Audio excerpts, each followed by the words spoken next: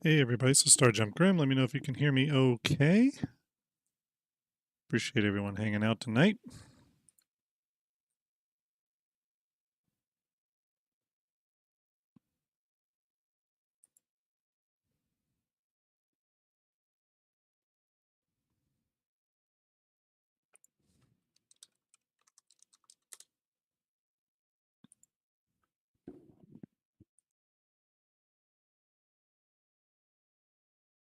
All right, appreciate that, Feathers. We're going to face cam here in just a moment, everyone. Hold on one moment.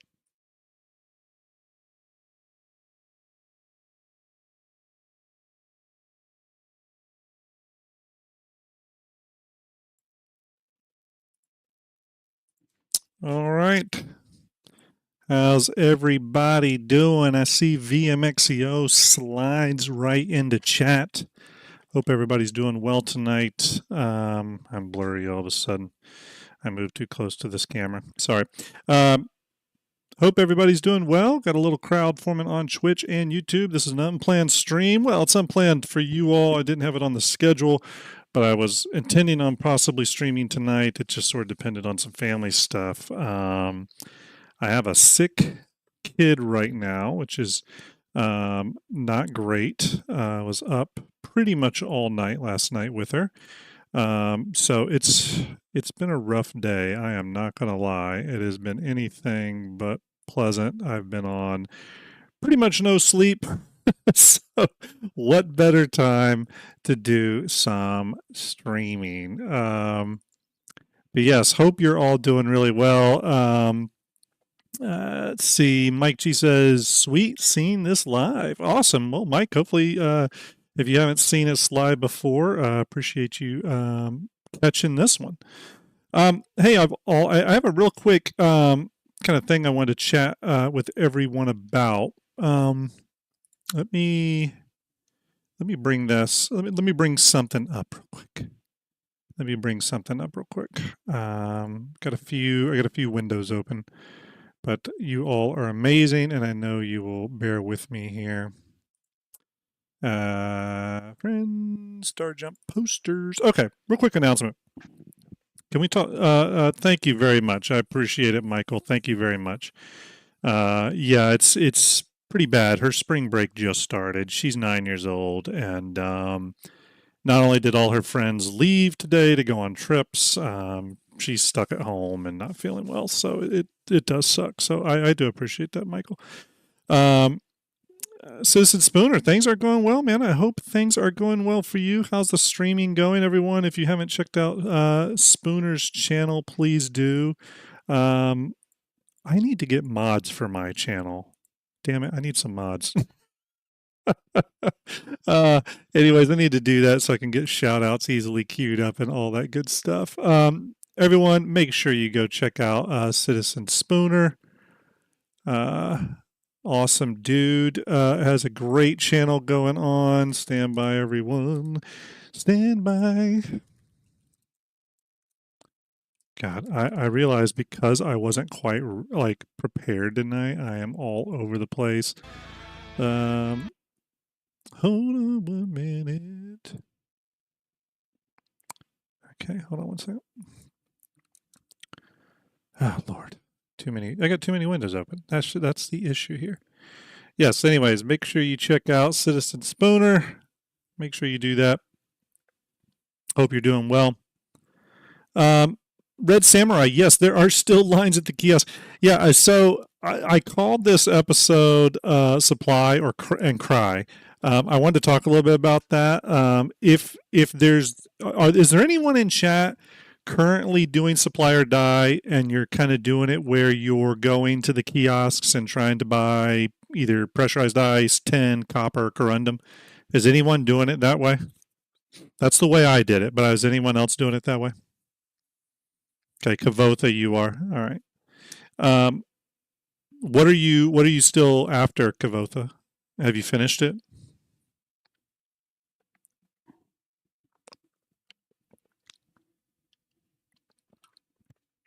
Um, let's see here real quick. So much less pressure, yeah. You're going for a little nothing. Okay, so I have a ton of pressurized ice, like a ton of pressurized ice. I have quite a bit of copper, some, maybe a little bit of corundum, but a metric ton of pressurized ice. I don't know how much I have, but it's a lot of 32 SCU containers. A lot. Um, so if anyone is looking for that to finish supply or die, they need to reach out to me. I'm the Versus premier ice dealer now. Um, one thing that I did want to talk about real quick: if you have in the past won a poster, okay, and let's say you won one of these, right? One of these posters, or if you won a different poster. By the way, here's a new one, right? If you want any of these posters and are still waiting on them, if you're domestic, like if you're in the US, I just haven't sent those out. I usually let them build up to where I've got 5 or 6 to send out, and I just do them as a bulk. If you're overseas, I am processing yours now. I found a new vendor through Plentiful, which is going really well, and they're actually pretty affordable. So doing Plentiful, that seems to be successful deliveries, and how you enter the international addresses seems to make sense. So I'm hoping that goes well. Obviously, if you are international and you haven't received a poster, please reach out to me, but just heads up on that. Feather says I'm about to start salvaging for supply or die. Yeah. Have you? I don't know if you've started yet, Feathers, but yeah, definitely want to start cranking on it. I do believe it's due to end with 4.1 from everything I've seen. I did officially get it. Let's see. Do I have that? Let's see. Where did I put it? I did finally. Wait a minute, do I have it or did I delete it? I may have deleted it. I thought I had it up. Is this it? Nope. Okay. Well, yeah, I did complete it. I did get all the stuff. So Susan Spooner says I'd say try and finish your supplier die this week. PTU could be live this week, Friday or something. Yeah, I agree. Totally agree.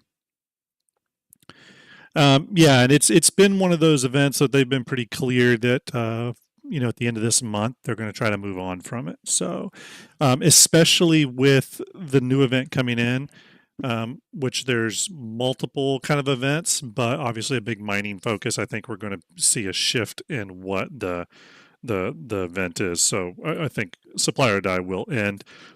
It came with those cool Outcast paint jobs, the gun, and then of course the pyro like display stand. So let's see.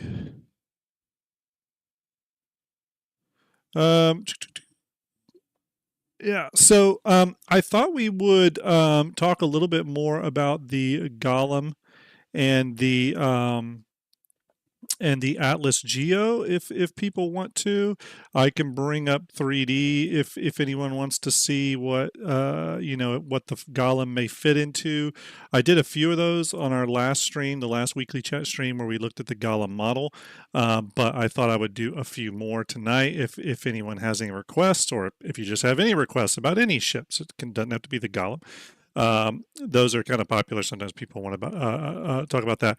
Also, people have been talking a little bit about in our Discord about a Drake Heavy Fighter. If you remember, I'm going to actually bring it up real quick here. If you remember from the silhouette video that CIG put out was it CitizenCon last year? The silhouette video showed the ships that they're working on for the next 12 months. Well, one of those, of course, was what looked to me. Now, some people disagree with me on this. Let me switch over. Some people disagree with me on this, but I do think that this is a Drake Heavy Fighter. But I thought we could maybe kind of take a look at what something like that could look like. The baby Corsair. Yeah, I mean, you nailed it, Sis and Spooner. A lot of people use the Corsair now as a combat ship, like a literally like a dogfighter. So it really makes sense that the heavy fighter would borrow elements from the Corsair and just be a little bit more fighter focused. You can make out a little bit of the bridge right here. The funny thing is, the bridge has more of a almost an industrial bridge instead of a combat oriented sort of bridge. So I'm not sure exactly what that means. We also don't really see any guns on this yet. I think CIG was being slightly purposeful with that. Um, Feather says, "I think Execute is is crazy, thinking this is Misk." I don't agree with him. I don't think this is Misk at all. He seems to think so. I don't want to hurt the boy's dreams. It just has way too many Drake influences. Way too many Drake influences. VMXE says cat command module. If only. If only. Um, the cat really does need a glow up, doesn't it? It needs some work. So Artemis says Anvil Asgard speculation. Yeah. So the Asgard, from everything I've heard, is a variant of the Valkyrie, and has some sort of refueling deployment thing. However, I'm not reading too much into that simply because, as you saw, the Golem has the same refueling deployment entity for ground refueling, or probably air refueling. I don't know, but either way, I'm not reading too much into it. But I do think the Asgard is maybe some sort of Valkyrie variant, is what I'm thinking. Yeah, VMXEO says it right there. I suspect it's the same ground refueling port that most ships have now. Yeah, I think most ships are going to get that, and it's just going to be, we're going to be able to refuel our ships manually in the future. That's going to be a thing we have to do. Well, hey Kusanagi, hope you're well. Yeah, I mean, I think this thing is Drake for sure, 100%. I think it's Drake. I'm going to open up 3D, by the way, and we can mess around with some parts and pieces. Spooner says, I might be on the Valk train now that the pilot has a couple of guns. Yeah, I mean, I've always liked the Valkyrie. It's just the dropship stuff is not for me. So, and if I did have a dropship, honestly, I think I'd prefer something more like a Terrapin dropship, something smaller that doesn't have such a huge, that isn't such a huge target coming in. But I do love the look of the Valkyrie, so I would love a variant.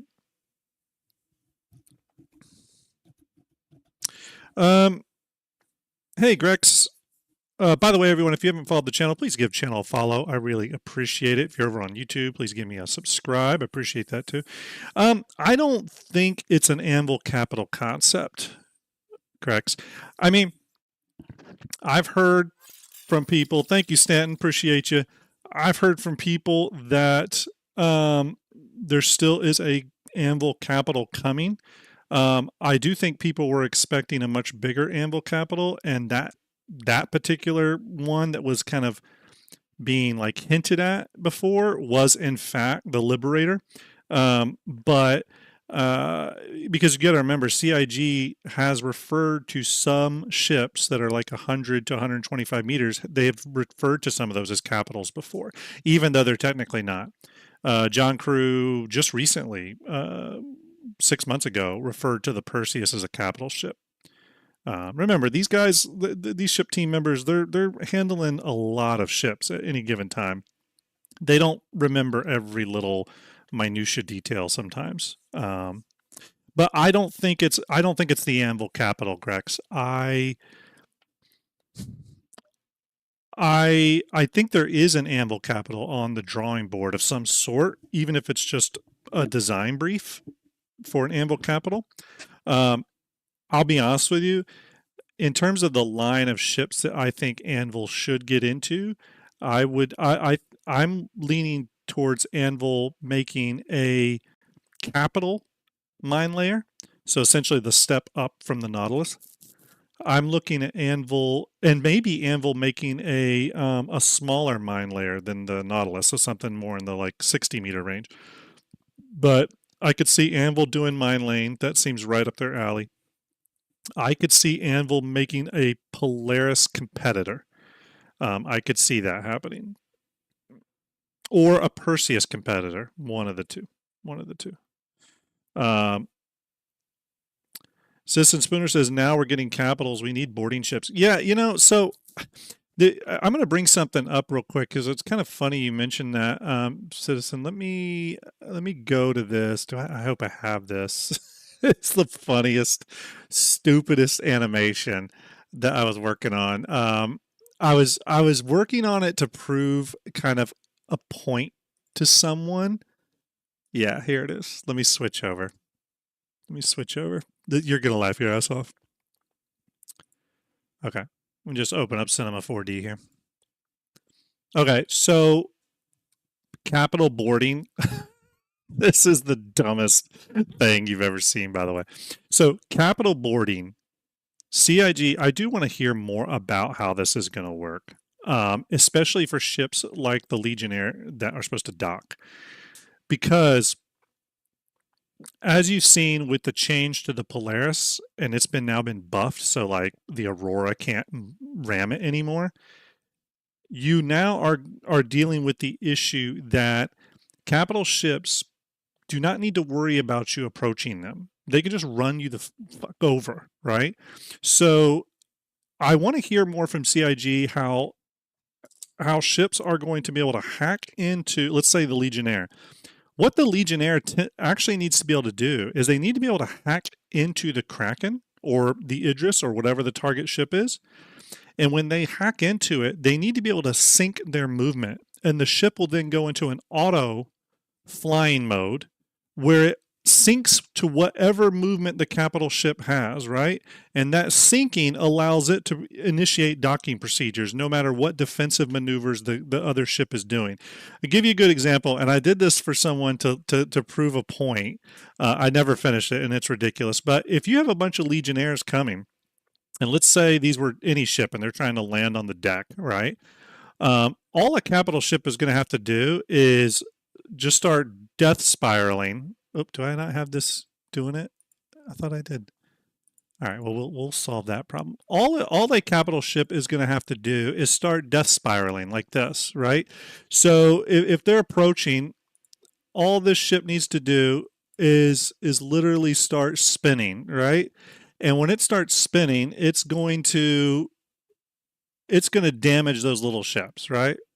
Yeah, Interstellar music, cue it, right? So it's gonna wreck them. The only way this is gonna work is if these Legionnaires can hack into the Kraken, right?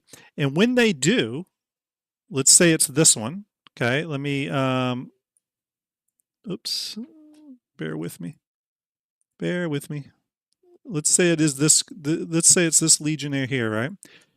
Is when they hack into the Kraken and the Kraken starts doing its little death spiral, it will. Oops, let me move it around here. This is so clumsy, everybody. I apologize. I really apologize. I obviously was not prepared to talk about this. Okay, because here's a docking collar right on this thing here. But essentially, when the Kraken's doing its death spiral, that Legionnaire needs to be able to lock position with it and essentially move with it as it's tumbling to proceed to dock. Does that make sense? So I'd love to hear more about what that is. And it's going to have to be automated. It's absolutely going to have to be automated because no one is going to be able to compensate that in real time and gauge it. Because I can tell you right now, and this whole question popped up because everyone knows I love the Kraken, and someone was saying, "Oh, people are just going to constantly land on your pad." And I just remember thinking, well, I'm just going to do what like a shark does and just start death rolling, or an alligator, and just start death rolling. You know what I mean? Everybody give VMXEO a big giant salute. For those of you who don't know, VMXEO is part of the Starjump team and the Starfab team. Starfab is the software that we pull the flight ready ships for Starjump Fleet Viewer. So practically half of the ships, if not a little more now, are all through Starfab. And Starjump Fleet Viewer would not be a thing without Mr. VMXEO right there. So give him a big salute. VMXEO does contract work with JRDF and does some really fantastic stuff. For those of you that have not seen some of his work, we can pull that up right now, damn it. Check this out. This is actually really cool. VM, I hope you don't mind me just bringing this up. Let me switch over. So this is something VMXEO worked on. This is really cool. This is a cross-section of the Mirai Fury. Not too long, 15 seconds, but you'll see it's pretty sweet. This is using Starfab as well in Blender. Again, cutaway, showing the components. Little highlight. Very slick. I like that. Very, very slick.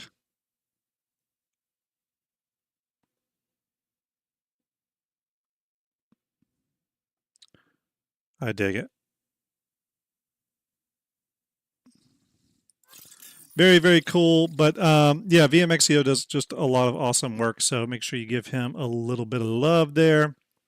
The Starfab team working very hard and obviously is currently updating or about to update the software for the 4.0 code base. That should be exciting. Should be exciting.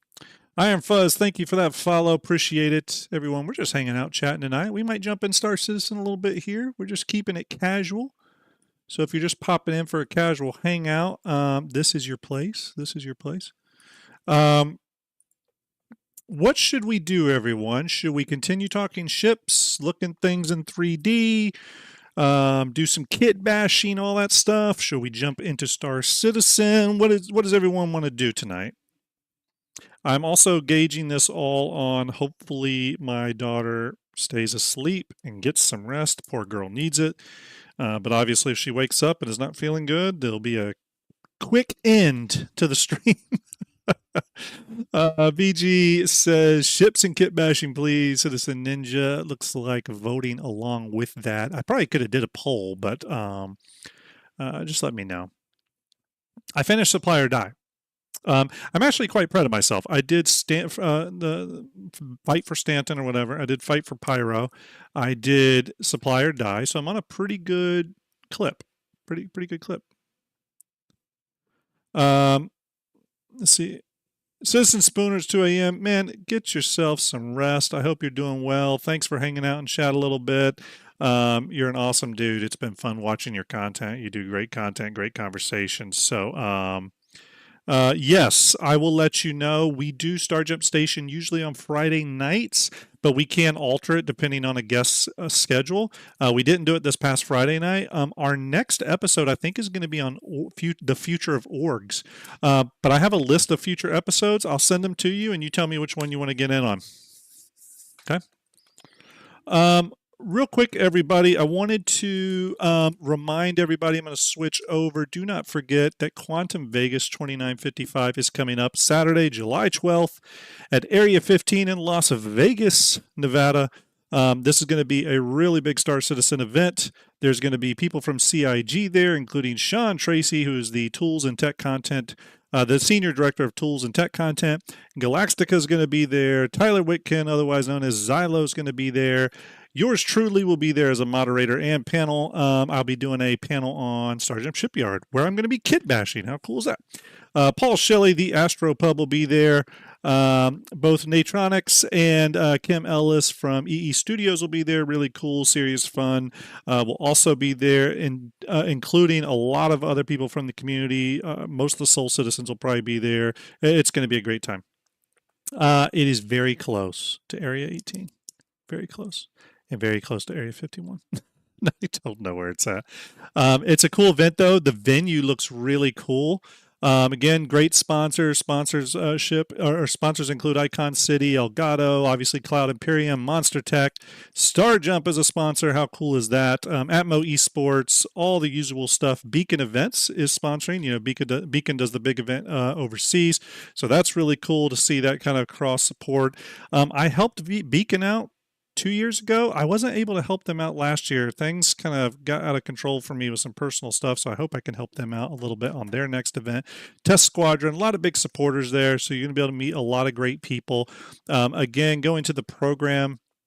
The day is really, that Saturday is packed full of events. Again, there will be a panel that I'm doing midday around 1:30 to 2:10 called Starjump Shipyard. And I think we're going to do some kit bashing, but we also just may look at some ships that are still yet unreleased, Crucible, Kraken, Endeavor, talk about them, take thoughts from the crowd, and just generally sort of do the live shipyard episode live on stage.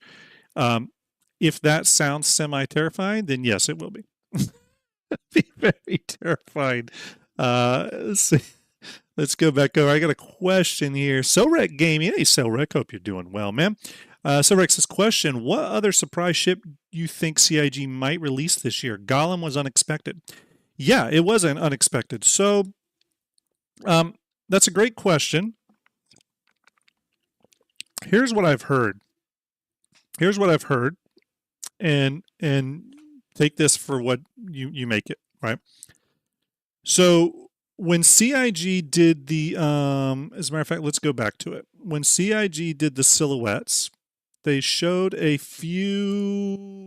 number of ships. Okay, let's kind of go through some of those. Let me swing over to my left monitor. They showed this one, so it's 1, 2, 3, 4, 5, 6, 7, 8, 9, 10, 11, 12, 13, 14. They showed 14 ships there. I have heard and been told by people that mostly know. I have been told that there's at least 12 more ships other than these that are being worked on. But I haven't heard if those are all destined for this year or not. Essentially, where I'm going with this is there's a lot of ships in development that were not in the silhouette list. Obviously, the Golem was one of those, right? The Golem was definitely one of those. In terms of surprise ships, I don't really know. Again, if I had to guess, though, well, it's tricky. The Golem kind of opened my eyes a little bit that CIG is probably doing some sort of Drake refinery ship and or Drake medium to large mining ship. Now, the thing there, though, is that refinery gameplay, while I was expecting it to be out already or coming this year, I think obviously now it's probably being pushed back. I do think it's going to need to come on board for crafting. I think when crafting comes into the game, we're going to see refining come into the game. Okay. And when I say refining come into the game, I mean ship-based refining. Okay. So I think in terms of surprise ships, I think we could get maybe a heavy Drake miner. I think that could happen. I think we could get another Atlas suit or two, maybe a salvage variant. I would love a repair variant. That would be really nice to see. I think we'll probably, if I had to pull something really out of my butt that is so unlikely, I would love if there was a surprise Ironclad variant. Again, I don't think that is on the cards, but I would love if that is the case. Do I have the Ironclad? Oh yeah, here's the Ironclad. I would love if there was an Ironclad variant, but again, I don't have any inclination that that's going to happen. So, VG says, question, does the Golem fit any of the blue silhouettes? No, doesn't fit any of them. The Golem was a completely surprise ship. I don't think, I'll be honest with you, even sometimes I get heads up on ships that are coming, and even I didn't know anything about the Golem, like whatsoever. I didn't know anything about it. So totally a surprise. But I do think we're going to get something that I think we're going to get something that supports which one where is it? Stand by everybody. I'm grabbing some stuff here. I think we're going to get something that is where is all this stuff? Oh, there we go. Okay. I think we're going to get something that supports these tanks. They're not separated in this model because this is the hollow model, but I think we're going to get a Drake ship that supports these in some way. Maybe and it may be a concept ship, right? I could see maybe, we have this Workers Week thing coming up. Maybe we'll get a concept ship announcement or something with that. I know generally they only do concept ship announcements during ILW and Invictus. Invictus and IAE and SitCon, but maybe we'll during Workers Week we'll get a concept ship that is a Drake refinery ship that's able to handle these, or a larger Drake ship, a larger Drake mining ship that can handle these. I think that would be pretty cool. But no, it doesn't fit any of the silhouettes as we I've checked. It doesn't even come close to fitting any of them. VMXEO says, my guess is we're going to get the Anvil redacted, the Drake classified, or the MISC deleted. I think those are all great guesses. I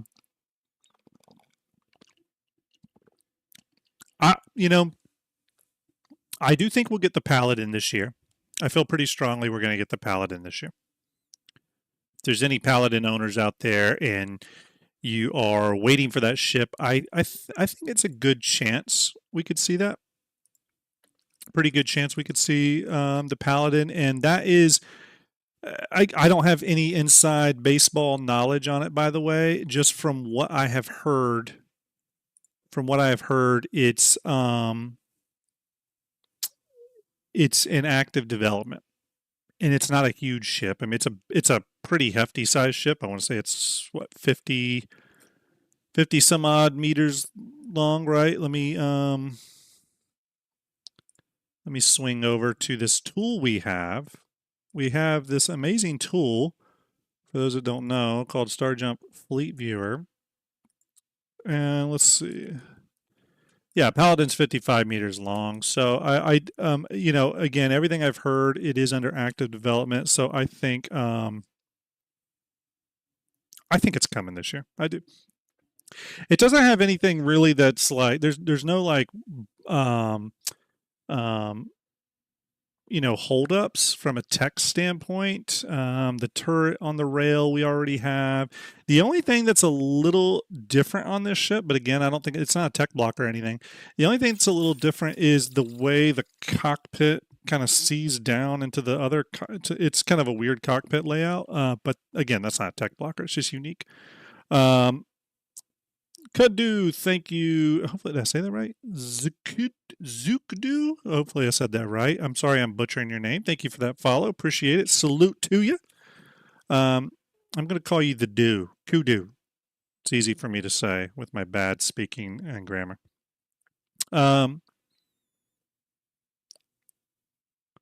Kusanagi says, I'm looking for a fire rescue ship and or vehicle, something that can fight fires in oxygen environments, a little handheld extinguisher. I'm going to cut it.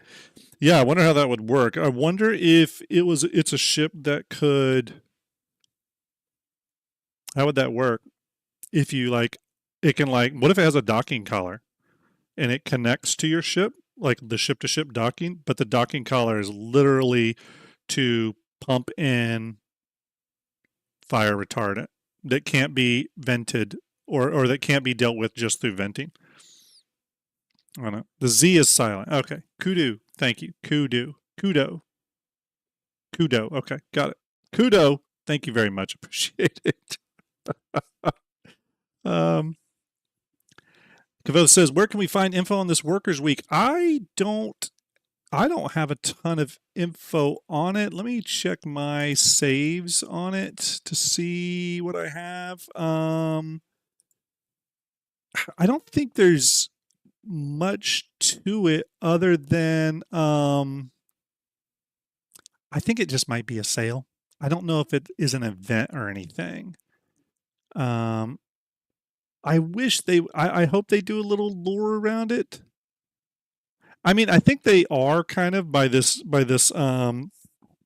mining event they're doing and the whole Hathor mining, planet orbital laser thing. Maybe that ties into it, but I don't have a lot of info. Now we do know there's a lot of Workers Week paints. I can show some of those. There's some of the Worker Week paints right there. Obviously, the mole is getting one. So there's some Worker Week paints.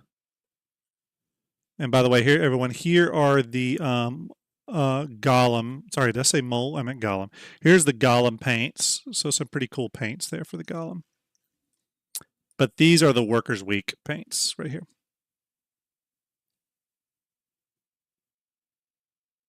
Yep. So there you go. Switch back over.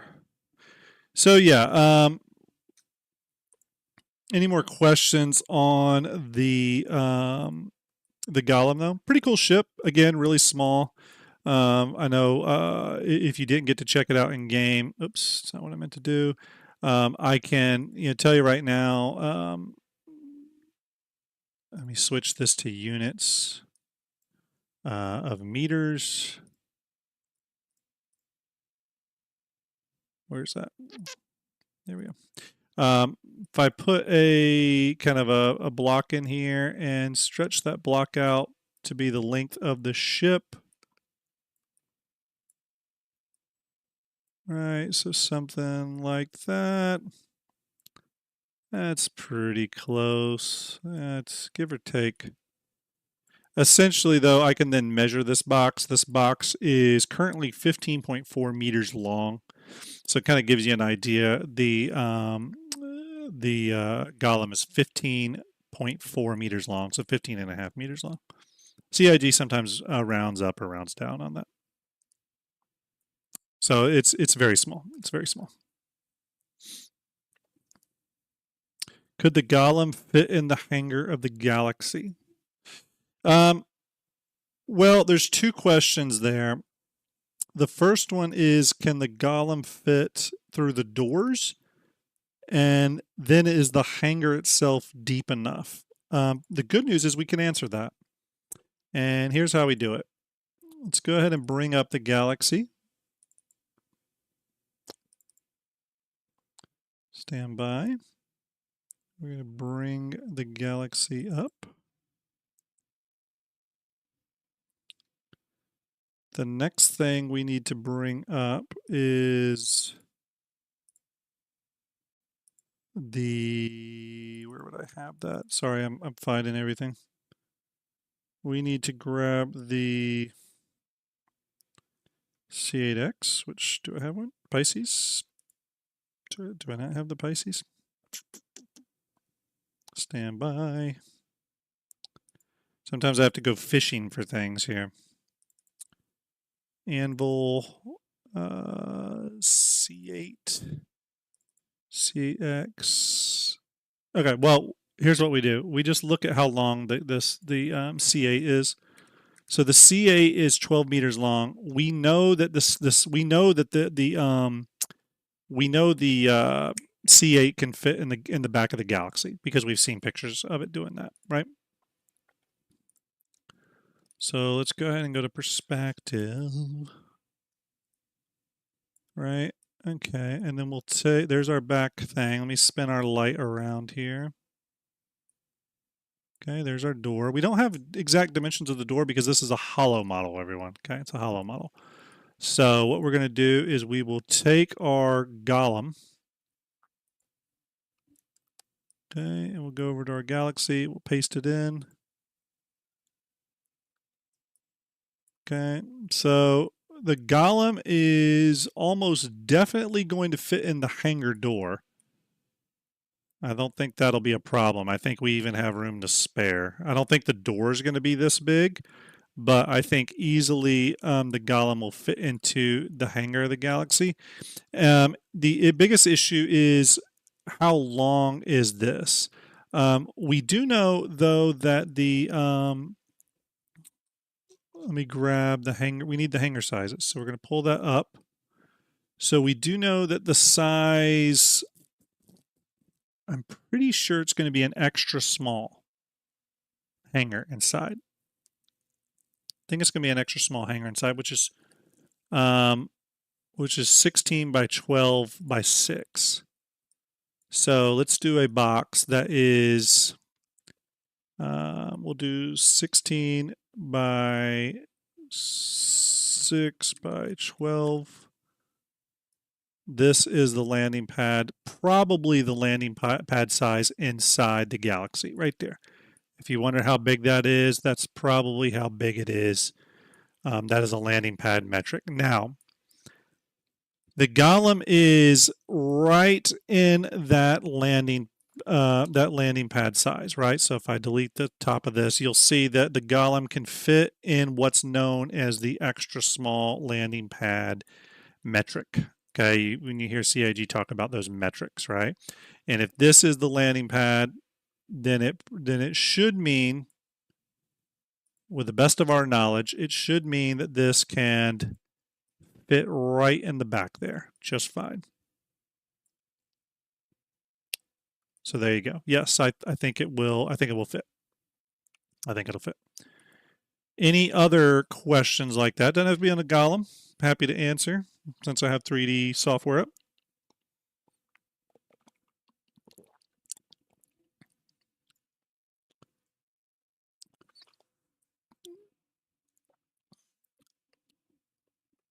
I just sort of pronounce it how I pronounce it. Golem is a couple meters less than a hull A. Yeah. So there's hanger metrics. I thought I grabbed these. Did I grab them? I just had oh, you know what? Execute sent them to me. Just let me grab them from that discussion. Where is that? Let me grab it from the discussion me and him had. Here it is. Okay. All right, let me switch back over. So, yeah, so the extra small hanger is 32 long by 24 wide by 12 deep. Tiny is 16 long by 12 wide by 6 high. So we don't know if we don't know if the landing pad inside the galaxy is considered a tiny or extra small. It's definitely one of those, and or let's say a snub or a small, or sorry, snub or extra small. It's going to be one of those, and we just don't know. I have a thought that it's the snub size. If it is the snub, we still should be able to land the Golem. That's how small it is. It's kind of ridiculously small. So hopefully that makes you happy. Let's see what else we got. Worst case, yeah, it's like Sten says, worst case, you could park it at an angle. But ultimately, I don't think you're going to have to. I think it's going to fit in there just perfect. Because CIG, even though the landing pad metric is that, there's usually a little extra room too, just for walking around and stuff.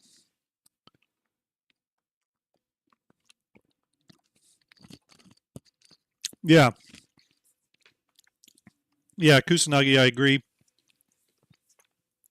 I do hope the Golem has a parent refinery ship. And this goes into my thoughts on the Ironclad. Remember how I said I would really like to see a variant of the Ironclad, right? That's exactly what I'm talking about. I would love for there to be an Ironclad that is more of an industrial support variant, right? So imagine if, let me try to, so yeah, actually I have a good way to explain this. And actually the current Ironclad is going to make a perfect companionship to the Golem if it just had an onboard refinery, right? So if you put a refinery inside the Ironclad, all it has to do is come under ships like the Golem, open its cargo area, right? which here's the top hanger door, everyone, for those of you that know, and it does retract. I don't have all that rigged, but I can just turn it off for the moment. Well, I might be able to slide it back just for this discussion, right? So it slides back, and then when it slides back, oops, actually, you know what? Let me, so I don't mess that up. Bear with me, everybody, bear with me. Okay, so let's say the hanger slides open, you know, so you get this. We know we got the big tractor beams right here on the Ironclad, right? It makes sense that those tractor beams could could target the tanks up here, right? So it would target all these tanks. I know you know where I'm going with this, obviously. But it can target the tanks, pull them off the ship. I don't know why this thing won't fully connect. So it could pull them all off, right? They go down. Why is it doing this? Sorry, everybody. Gosh. Pulls the tanks down one more time. Obviously, there's some geometry attached to this. Just ignore it because this is the hollow model. But it can pull these down right into the bay. There's a refinery hookup right down here, and it does refining right there. Quick and easy, lemon squeezy. Again, it would just make the perfect companion, I think. These tanks disconnect off the bottom and are pulled down. So it would make a lot of sense that you'd want a top loading ship like this to pull those tanks down into. Again, all they really need is an onboard refinery on the Ironclad, and you're good. You're good.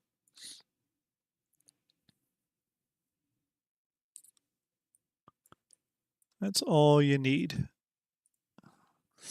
Sten says, I'm more annoyed by how much capacity it has when compared to how much larger the prospector is. Yeah, I think it's really that kind of thing CIG mentions in the ship's description where they talk about it being purpose built and kind of singularly focused, right? So there's no frills, no interior, none of that. And because it doesn't have that, it can stay small like a snub, but still retain all that cargo. I do like the approach. It's different. You are still losing something, but to maintain that cargo load or that SCU capacity on the ore. So it's not like you're just getting it for free. So you're getting like a small interior and all that for free. This ship doesn't have a bed, so you can't bed log on it. So there are some limitations. Sorek says, question, prior to CIG announcement of stability and content focus, engineering seemed like it was fairly close. Do you think CIG has been holding back engineering and secretly updating older ships to support physicalized components before releasing that gameplay? I do. I think some of that's going on. I think the intent was to definitely release engineering with 4.0. Obviously that got delayed. If I had to guess, we will see it, but we may not see it till later this year. But I do think it's still coming this year. Or at the very least, we'll go on to a PTU or experimental branch for a short period of time, tech preview or whatever. I think mainly because it's going to come on with more stuff. Another thing we never got to test was like fires and all that. So they're going to want to test that at some point. But I don't know if I'd say they've been like secretly updating older ships. I think they're just updating older ships when they can, when it makes sense to go back to them. So, for example, I think there's a high likelihood we will get an updated Caterpillar around the time the Ironclad comes out. I don't mean it will be like fully gold standard, but I do think it will have more of the gold standard stuff in it, like the proper switches and different things like that, component access, things like that. I think that command module will be able to disconnect and connect. So I think all that will happen. Yeah. Because obviously, for those that don't know, the command module on the Ironclad is Supposed to be able to be disconnected, of course, and flown independently, which will be really cool.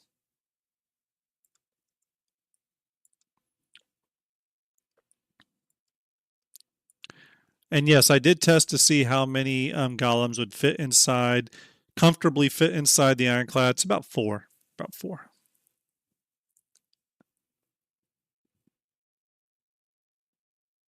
Sten says you have to ask what the benefit is on the prospector. Sure, bed logging, but it doesn't have the capacity to warrant staying out more than 20 minutes. Yeah, you're not wrong. You're not wrong. I think that's why I like the Golem, because it's so singularly focused. I can't. I always thought that on these size ships, I always, even on the prospector, I was always like, why would I want to stay out in my prospector? The only benefit there is when you couple the prospector with the expanse. If you have a friend out in the expanse who you hand the saddlebags off to, the expanse can refine them and possibly even hand it off to a transport ship to send off to sell. That makes more sense why you'd want to stay out there. But other than that, they're such small ships, I don't totally get it. I think obviously that changes when we're talking Arastra and Orion and stuff, obviously. But no, I don't disagree with you. Captain Fishstick says, it does make me wonder how much of a benefit a bed is, as it looks like we'll never be more than 15 minutes from safe harbor. So I ultimately think the beds are really just going to be useful for logging in and logging out. I do think that's going to be a thing. We can still do it now. CIG said they're re-envisioning how it's going to work, but I think that's still going to be a thing. VG says, question, wouldn't bed logging and prospector make for a quicker session start next time? Yeah, again, that's a benefit. I think that's a hard benefit right there. We do know when we're talking about toilets, showers, all that stuff, we do know that actor status tier 2 stuff is coming. As a matter of fact, there's code in the 4.1 branch with new code lines. Again, don't know if it's active or not, but new code for more actor status stuff. Hygiene is one of them. Drunkenness, fatigue. There's a bunch of them. Bunch of them got updated, but hygiene was included. Code is in there. New code for hygiene. I don't know if it's activated for 4.1, so don't kill me if it's you don't see any changes in 4.1.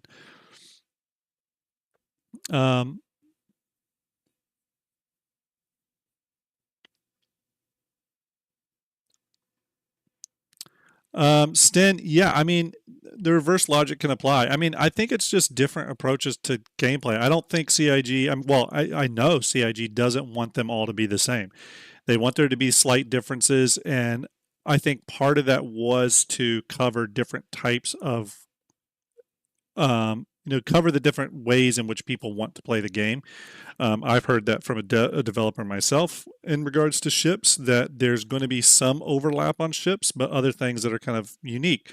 And I think that's just how they're approaching it. It's not going to apply to everyone. For some people, the prospector is going to be better. For some people, this will be better. Some people don't buy ships based off that kind of stuff at all. Some people buy ships based off just if it looks cool or not. There's a lot of people that do that.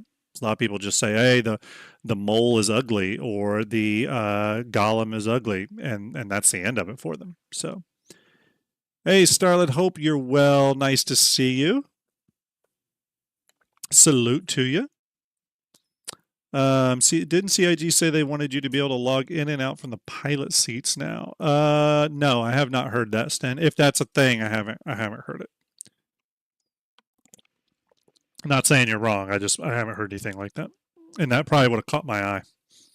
But who knows? Sorex says, I believe the beds will pause your actor status. Hydration versus logging out without a bed may cause your hydration levels to keep dropping. Yeah, that makes sense. Oh, or at the very least, slow that degradation down a lot. You know what I mean? Hey, Algrid, hope you're well. Nice to see Algrid in chat. Salute to you. There's Execute. Nice to see you all. Yeah, if you guys want to talk ships, feel free. Feel free. I'm just casually chatting here. I don't know if you can jump in the old party chat, or if you have me a place, I can jump in on info runners. I can always do that. Let's jump into the info runners. You're in recording. Are you actually recording? I'm assuming not, since you're chatting. Hopefully not. But yeah, let me know if you want to want me to jump in your recording channel there, and I will pop in. But yeah, I think it's Sten. Ultimately, I think it's just different ways to approach the same problem. I think it's as simple as that. Okay. There. I will jump in general. I'll jump in I'll jump in let's say standby. I will jump in. I'll jump in stream. I'll jump in supporters, and you pull me down if you want.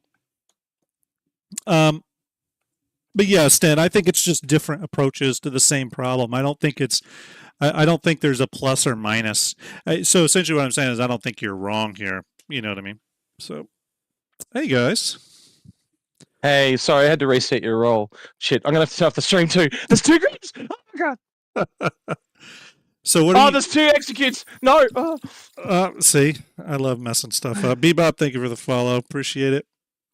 So Sten is asking about the differences, but he doesn't understand the differences between the Prospector and the Golem. And my thinking is, it's just CIG wants different ships to have slight differences to cater to different types of people. And so we actually talked to someone from CIG during the week, and they basically said they just want to give people different options of the same manufacturer. Yeah. And I think what they've realized is during last year or whenever they started making these things that they didn't have enough gameplay to go around, but they had the artists kind of sitting there with not enough to do. So they're just like, well, let's do double ups because we can do as many manufacturers as we want to do. And that's the stuff that they can do. That's easy wins, is it not? And like you kind of said yourself when we talked earlier in the week, like some people like Misk and just as many people hate him. And it's the same thing with Drake. A lot of people like Drake, they don't. And I don't think this is the last one we're going to see, by the way. Oh, I don't either. Yeah. No. I think you're right. We'll see a lot more of those types of ships. I know people have said, it looks like Argo, but I really think they started from a cutter, and then they built out from there. My only regret is I wish, and I said it on our stream yesterday, I wish it had been a salvage ship rather than a mining ship, just because that's more in Drake's wheelhouse as the normal thing. And if you're going to make a mining vehicle, I'd have rather see you fill out the companies that have mining as their wheelhouse before you actually start adding them to other companies. But that's neither here nor there, really. It's just a personal preference. Yeah. If you can't tell, Grim, he's struggling. He's struggling so bad. He wants to click that play button. He's trying to find a way to talk himself out of it, but he can't. And it's great. I love it. No, but I do like that. I do like the ship. I love the look of it. I totally get it. I mean, I think, I was kind of curious about that too, because I know everyone was saying, oh, it's the mule. And I was like, is it really? And I checked it out. They literally ripped it exactly. Like I took the mule model and I put it over to the Golem, and it comes in at scale. Let me rotate it around here. Yeah. So 270. Okay. I think you need to put a copyright on kit bashing Star Citizen ships, man. I think they're copying your techniques.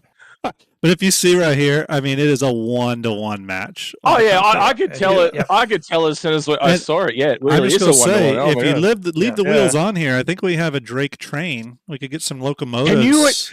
Can you imagine if it was actually a mule that dropped off?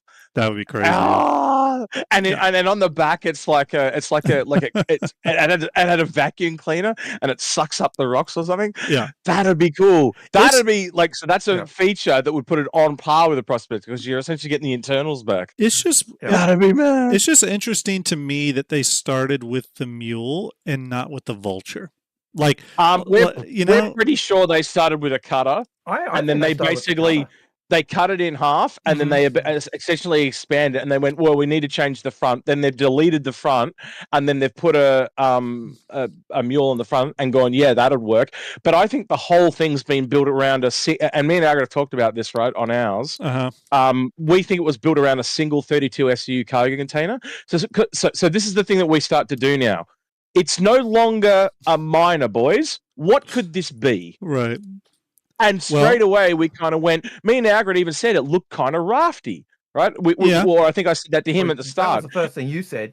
Yeah.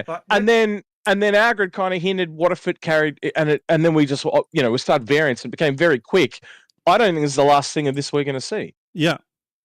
No, I was, when it was first spawned and we're coming up from a rear, to me, I looked down and said, that's a cutter. Yeah. 100% that was the back of a cutter. And it was, to me, that's where they started from. And it was, well, and because it's got that no interior, it's kind of like the MPUV and stuff. And what we went back to is the different tech levels things we keep talking about. If you're in a pyro system, and Argo is kind of like a mid-range tech level, right? They do the tractor beams and stuff like that, where the hand trolleys and stuff, that's more Drake. And we know that these are a thing from the things they've designed. Drones for high end, the tractor beams for medium end, and hand trolleys for low end. So you got different tech levels depending on where you are in systems, like, resources and stuff like that. Yeah. This would be the low end kind of cargo ship potentially. And what if that's the other benefit? What if it does mining, but it also can carry a single thing? We haven't even talked about that. It might not be a variant. It might just in the 32. Yeah, I'm watching. I'm just gonna say this thing fits in here too good. Yeah. I mean, I had too the good. question, like, the way the box is, it's literally a square box that's been turned into a cargo. An ore carrier. Yeah. Yeah. There is no ship that to go in. There's no reason why you couldn't attach a 32 SU or 216 SU containers to that thing, apart from the fact that it just tread on too many toes. It'd do too much. Well, there's no ship right now that carries a single 32 SU cargo container. So there's a niche for it, right? And that it also implies that it's a little bit like the MPUV that carry. It's a bigger MPUV essentially, right? And that would work on the ports. We know that the raft does 3, and it's a sky crane. It's designed to load and unload the whole C's and D's and E's. This would work in a pinch on a lower tier area. It'd work really, really well. So if it's not a variant, it would be, maybe that's a cool feature it has. Like it can do cargo or mining. That'd be amazing. But by the same count, me and Algrid started to think, the cutter, how they had different things on the roofs.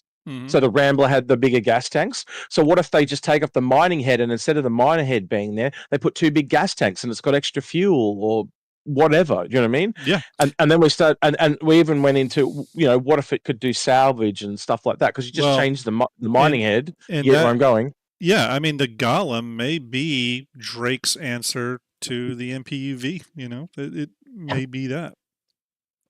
In terms of this like very small multi-purpose platform for different things. Yep. Yeah, I mean, it might still need to be a variant, but it would, And you want, like, it picks into that same thing I said before. You want them to fill out areas. You want a company filled out before you start doubling up. But the MPUVs filling that niche. You've got the what's the Sky Cane one?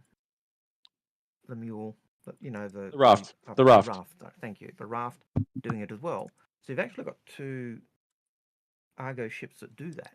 Yeah. So putting another manufacturer in that can do that is not beyond the pale. It actually does that, where you're actually putting another manufacturer in, filling out that role and giving more options. So yeah, no, you're not wrong. Silver, thank you for that follow. Appreciate it. I mean, something's interesting just looking at this, even with the 32 box there. I've heard a lot of people talk about the landing gears being too tall on this because it won't fit in the Carrack and all that, but maybe that is exactly why the landing gears are as tall as they are, and why these where the gears go are so kind of awkwardly tall, is because, again, they're accommodating for variants we don't know yet that can carry more stuff. So that would make sense, because they could have redesigned those mining containers to be less Yep. tall if they wanted to, because it's not a standard SCU I size. I think they are standard SCU containers. That's the thing. I just If you mean that, actually look at them, like the they're- rough boundary box, yes, but like they're still round compared to square. So I mean, it's no. Go ahead. Load them back up. They're square. They have square, and they're like the other cargo containers for the fuel cargo containers. They're a round cylinder inside a box. Yeah, If you but load I them back thought it up. was Oh a yes, they got the frame with a framing round thing around them. Yeah, inside it. yeah. Yeah. That's what I'm saying is that the tank itself. What I'm saying is the tank itself doesn't fully encompass the square box that it sits in, right? So there's like Yeah. a certain amount of like fudging that's happening. That's more what I'm saying. Like, so they probably could have redesigned those if they wanted to be less tall.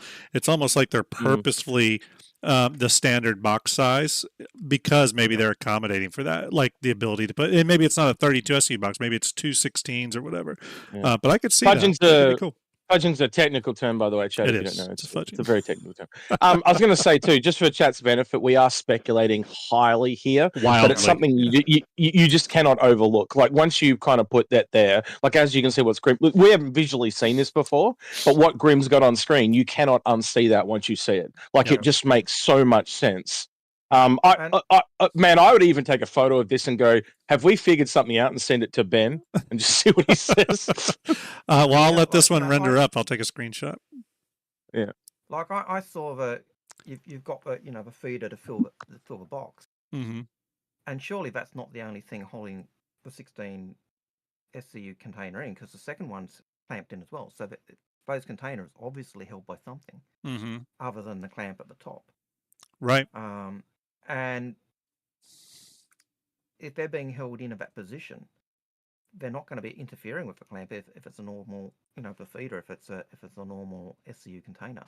Mm-hmm. So I know they can't. I know it couldn't take the 16 SU containers or a 30 USU container in the PTU, but man, it just seems too good to. It does seem just a little too damn perfect. Yeah. But yeah, I know a lot of people were saying Raft, but I'm starting to think it's really kind of the Drake MPUV I think you could be right. series, just a different approach to it, obviously. Going back. Yeah, that's interesting though. That is pretty well. I hadn't thought about it. And obviously up here you would want, up at top where the mining laser is, this whole track system and the mining laser would be removed, and you'd have some sort of panel up here closing it up. Just some minor geometry changes, but and ultimately this could be anything. You could have a big 32 SCU tank under there. I think someone in chat just said it, and it could be just a miniature refueler. You know what I mean? Yeah. It could be a lot of things. I'm sorry, I got cut off there. Someone gave me a phone call, but I was going to just say, like, they've been reusing all their stuff. Like we've seen what they've done with the Prospector. They did lots of rebuilds last year. Why the hell wouldn't they make a completely new asset like this and not try and plan for other variants? Yeah, that seems like something that you try to do. You go, how can we build this ship and get 3 or 4 ships out of it? Yeah. My thought is a bit like if this cannot take, like if the Golem cannot take a 32 SU container or a 16 SU container just normally. My question really is, why not? Because it feels like it's like the Valkyrie when it first came out. The Valkyrie can take a vehicle, but it can't take cargo. And it was that type of market, and everyone said that doesn't make sense. It fits. Why can't I do it? Yeah. So yeah, I would like to see it be a double up rather than being another variant. But yeah, variants for say salvage, yeah, that makes sense. But yeah, this has definitely got my it's definitely got my my brain thinking now about this platform a little differently. Because I really was thinking, what I was thinking when did you see? Sorry, Agri, did you just see what he just said there? Just subtle, oops, I slipped. Did you see what he did? What's that? He put it in red and black.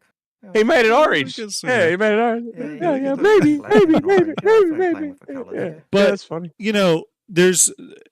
because again, when I heard that there was going to be a Drake mining ship, or when we thought there was, literally I went, oh, it's going to be a Vulture variant for sure, because it's already really set up to do that. It wouldn't be a hard change, in my opinion. And I was a little shocked and surprised that it was a completely new ship to handle this. And so to me, it would really make sense that this is gonna have multi uses in the future. And we haven't seen the last of this, I don't think. Well, we've got more presidents coming down the pipe. The stuff you sent me the other day on the anvil, was it Asgard? The anvil Asgard. Yeah. Can we talk a little bit? Like, I don't want to spoil it too much. If you're in chat and you don't want to hear, I'll give you 5 seconds to just mute for a minute. 1, 2, 3, 4, 5. It's essentially a Valkyrie variant, much like the Paladin would be that they're working on, right? Mm-hmm. But it's a refueler like the Starfarer. They're going back to every gameplay they've ever made and duplicating it. So why the hell wouldn't this do crates like a raft or something like that? It just or another ship even. Yeah, and when you think when you look and see that it looks like we're getting, I don't want to call it an event like Invictus or anything, but we're getting some sort of workers week, which is probably just going to be a sales event. But still, the fact that it's called week, though, the only other thing that's really called week is Alien Week, right. And I just cannot disconnect that from Invictus. So I think they might put it in front of Invictus. Workers Week, Invictus, Alien Week. That makes sense to me. But yeah, go ahead. The Workers Week though makes sense because even though we don't have a system, the Vega system actually runs the Cargo Olympics. That's true. Basically, workers doing loading and offloading and pitting themselves against who are the best stevedores, who are the best at loading and offloading, who are the best at delivering the car, all of those types of things. That if that's not Workers Week, I don't know what is. I didn't think about that. I mean, so for me, if you're going to start doing, let's say this is a yearly thing that they do, Workers Week, it makes sense that you're going to have a renewed focus on industrial ships. Again, that also makes sense with us, with things like resource management, base building, crafting, fabrication, all that on the horizon. I mean, look, the biggest industrial, or I shouldn't say the biggest, that'd probably be the Orion, but the second biggest industrial ship that's coming to the game, the Pioneers, in development. So obviously there's some sort of focus there. Even with this year of content, bug fixing, they're still pushing ahead on some of that stuff, I would imagine. So I think we are entering the era of, I know a lot of people have been wanting this, but we are kind of entering the era of industrial, a little bit of an industrial focus and aggressive expansion. And yes, Cosmic Turtle, the W in the Invictus launch week is all week. Yes, that's true. That's true. That is true.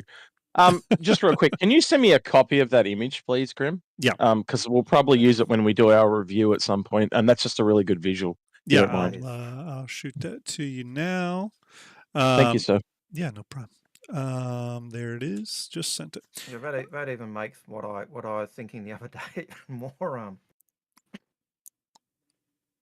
Did you make an icon for me when I'm in voice chat? I did. Is that what I just noticed that? I was like, what? I got a few for different people that pop in occasionally. I'm like, you know what? Just so people know who the discombobulated voice is. Makes sense. Makes sense.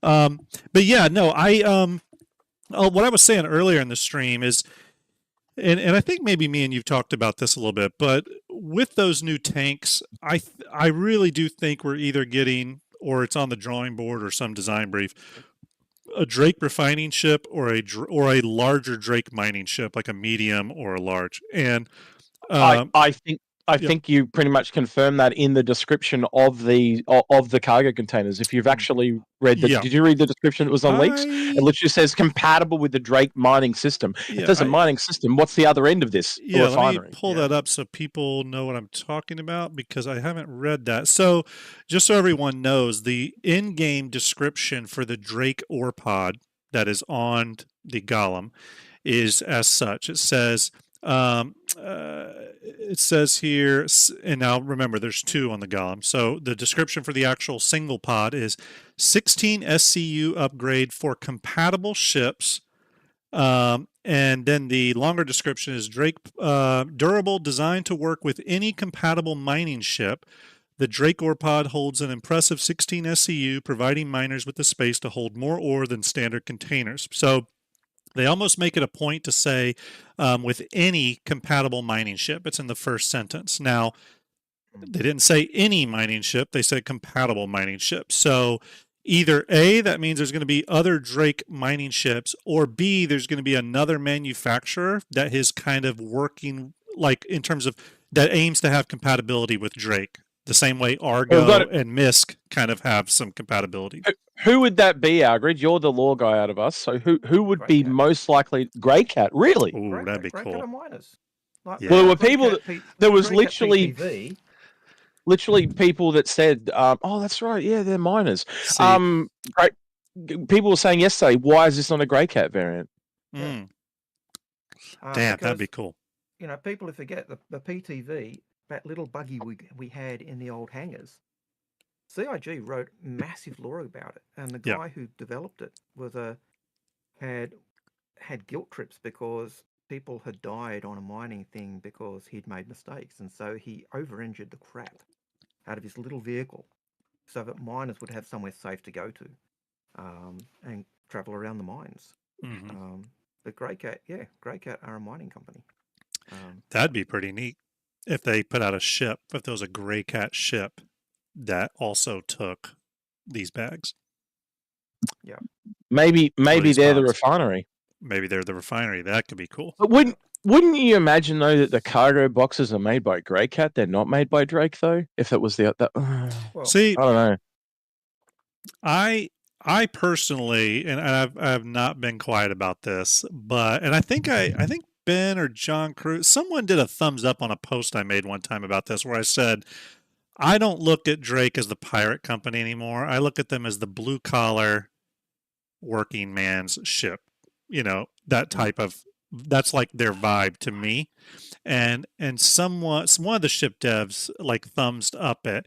And again, so I really hope they allow Drake to lean into industrial gameplay pretty heavily. I have argued for years, but when people argued that Drake were pirates, I argued for years that they were salvage. They were industry. If you guys don't remember when they had that, remember when the Santoki episode and they had all the different manufacturers on the graph there? Drake is actually half industrial. So at the moment they've only got the Vulture on this. So there's a lot more industry ships coming. And it was the same thing for Origin. Origin was luxury and commercial, and they've got 0 commercial ships. So there's a lot of ships coming from certain manufacturers that we haven't even seen yet. But yeah, so Grim, I 100% agree with you that Drake has never been a pirate company. They just turned a blind eye to people who had money and wanted to buy a ship. I think it's probably manufacturer does the same. Yeah. You know when you get a young person and they're always kind of still learning things. I reckon they've just got a bad rap because they kind of like burst onto the scene, making cheap ships, undercutting people, and pissed off all the old guard. I think that's kind of what's happened. And the other thing is they applied for fighter contracts. They put the Cutlass into to try and win a military fighter contract, and didn't get it. So they sell it to whoever wants to buy it. Like they sell it to the fringe people. They sell it to the local militias. They sell it to the people in the frontiers and the non-aligned systems. Well, that's going to be more your pirates. And they didn't, the original guys didn't really care. They were just, let's make our business. Hey, Empty. Okay. Interesting. Oh my God.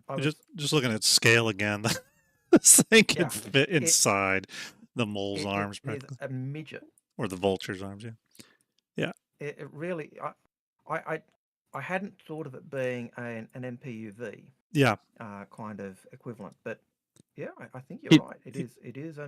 It's. Can you Can you imagine a variant of the Vulture that's a cargo carrier and it just carries 232 SU cargo containers between its arms? Yeah, Because I can all of a sudden. just look at how much bigger the canopy is, because these are to scale. Yeah. Look how much bigger the canopy is on the Vulture compared to that. It just, again, scale and Star Citizen will really throw Always you off throws when you. you're looking at these ships, especially concept ships. It's just hard to picture where they're at. It shows you how much walking around inside them they do to get them right. Can you pull up an MPUV and put it against it? Yeah. And we can do it. We have the power. Just for me now, I know he's already doing what I do and just taking advantage of knowing that you can pull shit up and chuck it next to it. That's what we do. That's what we do here. Yeah. That's what we do here. I asked the viewers, I said, do you want to jump in Star Citizen or do we want to do some kit bashing? And people said, let's kit bash. So we're doing it. Well, I was saying to Algrid too, you do a service because you show people what stuff fits inside ships and then they don't go ask those questions on when we need more important questions answered. So I think it's a community service, honestly. So there's the MPUV. I'm pretty certain if you take a pod off the MPUV, and put one of those cargo pods underneath, you'd get the same type of fit. Yeah, I think it carries 2 16s or something like that. It doesn't carry a 32 though. It's different. I don't see why it shouldn't be able to carry a 32. It'd hang out the back, but I guess because it's not going to the sides. Yeah, it'd have to hang. But from memory. In the cinematic when they had it unloading the whole sea, I don't think it was doing 32s. I think it was doing like 16s or 24s. I can't quite remember. I'd have to go back and look. Because it's really just a tractor. That's basically what the MPUV is, and that could be just an inference again, much like the differences between like the Prospector and the Golem. This could be sort of a little bit of the difference between the MPUV and the Golem in terms of how it handles cargo. The MPUV's got the tractor variant that obviously can tractor things, although I don't know if you'd want to do that over long distances, or you can carry 16 SCU, underneath. Maybe another version of the Golem does not have the tractor beam, but you can carry a full 32 underneath. Just slight differences to the same problem. Algrid, I think he just hit the nail on the head. You take off the mining laser and put on a tractor beam. Yeah. Well, you could do that, but yeah, you could. I still think the combination of the two just gives that extra value. Now, I could see them not doing that just for sale purposes, but I'll be honest. I'm in some ways I'm tired of seeing variants of ships that are the same. That you could have doubled up without doing too much of a change, and yet. Oh no, we're ripping this off and we're selling the same ship for a different price. But that was the first thing I said to you, isn't it? Wouldn't it be really cool if you could just take the 2 16 SCU mining cargo boxes off, and so instead of having an interior, it's just got the crazy ability to also transport as a cargo transporter. So it's not just when I suggested that, you went, oh, not just a miner, but a cargo transporter in one, 2 ships in one. Well, and when you think of ships, when I kind of think of ships, I'm like, okay, especially industrial ships. I'm thinking of industrial ships, and I'm thinking about ships that do things sort of one way, and I'd love for them to do it a slightly different way. One ship that comes to mind immediately for me is the Mole, which would be considered a medium miner, right? Is it medium? Yeah. It's like the biggest medium ship, right? So yes, it is. It makes it very difficult to. The next biggest ship is the Apollo, and that's the smallest large. But is there a world where there's a medium miner to compete with the Mole, but instead of having 3 lasers operated by 3 different people, it's got maybe a single bigger laser or something? You get what I'm saying? I don't know. But like a size 3 or something like that. Yeah. Again, approaching the same problem differently. After the stuff that happens with the Mole, I can't see why not. And what is it, 315 for the Mole? So if you priced it a little cheaper, like 250 to 280 or something in there, I could see that. Yeah. That's the thing. I don't want the same shit. I'm with Agrid. Like I think that's the biggest problem I had with the Fortune and the Vulture. They were literally like, it was almost impossible to tell them apart. And it wasn't until halfway through the review it just kind of penny dropped and went, "There's no mulching for this thing." Yeah. All right, and it's the same thing here. The really only real difference, let's break it down, is there's no internals. But in return for not getting any internals, you get a much smaller ship. But also, we've also found the main difference seems to be components. Like I believe it was 1 shield instead of 2 or 3. I'd have to go back and check, but someone was telling me the Prospector's got 3.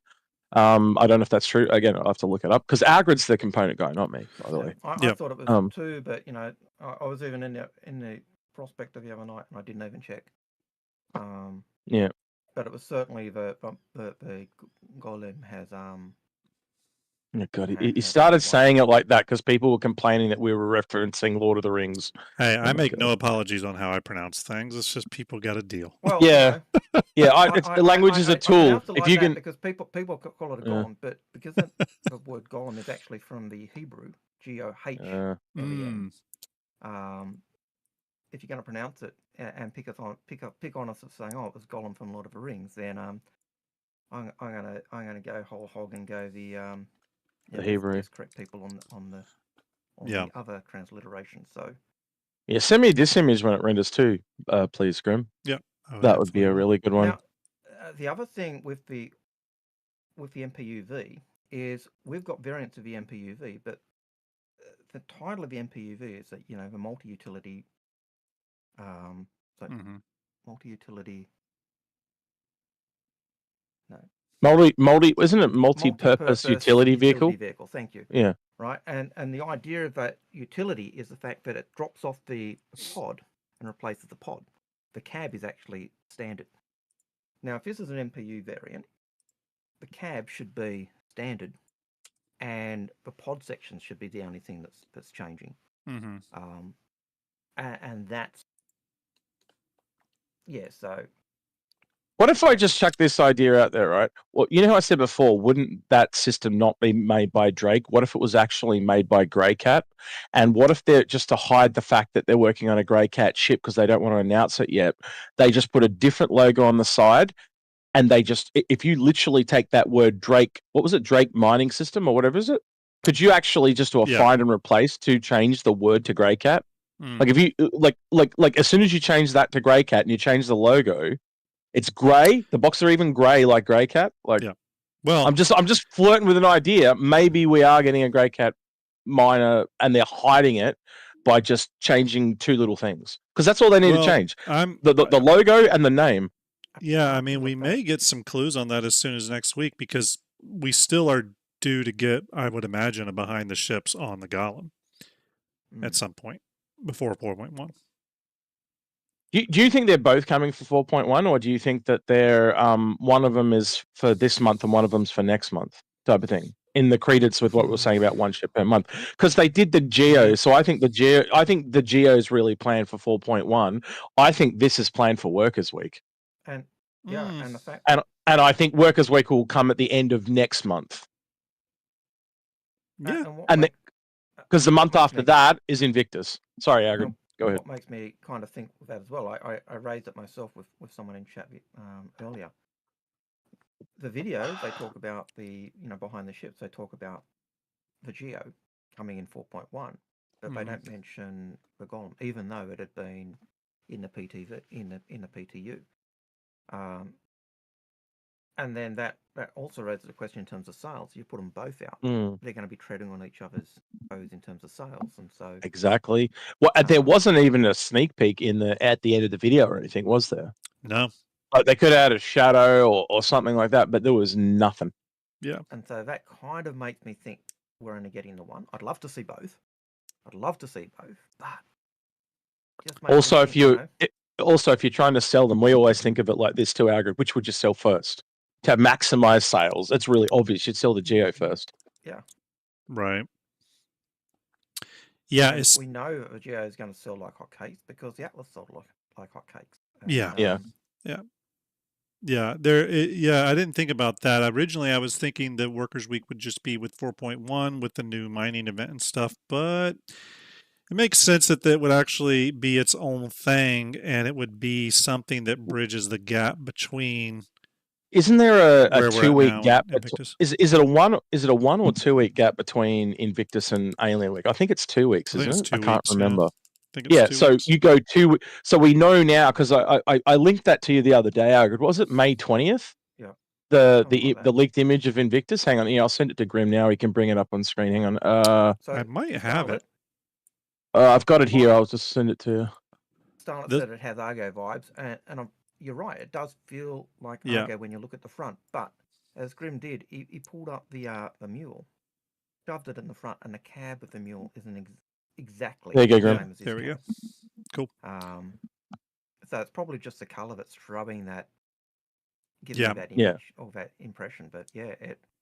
So what's 2 weeks before then, right? Because that'd be you guys know because you're in the up over. So is that usually they release on a Friday? Yeah. So let me just man, I went to Windows 11 and they removed the calendar thing. It's driving me fucking mental. Yeah. That It's one. annoying, isn't it? I go to open because I used to open the calendar all the time to like work shit out, and now I can't open the calendar, and there's I don't know where to go to find or anything. So the 31st is a Saturday. So it starts on the 20th, which is a Tuesday, and goes to a 31st, which is a Friday. Or sorry, a Saturday. That's weird. Goes to a Saturday. Yeah. Did you notice it was at Origin too? Oh, Orison, sorry. Orson, yeah, which is cool. How I asked this in someone's stream the other day, but didn't get an answer. Do we know when they usually, like, how far in advance they release the Invictus schedules? Usually it's only a week or two before. Oh, it's okay, really so pretty quick. Okay. like sometimes usually it's only like I think the AIE ones are less than a week. Yes. They really keep it close to the chest because they don't want to give shit away. Yeah, someone was asking because they were asking if the Perseus was coming out, and I was like, well, we'll know when we see the schedule. I think we'll have a pretty good idea. 2 weeks before, right? Yeah. Would be the 6th.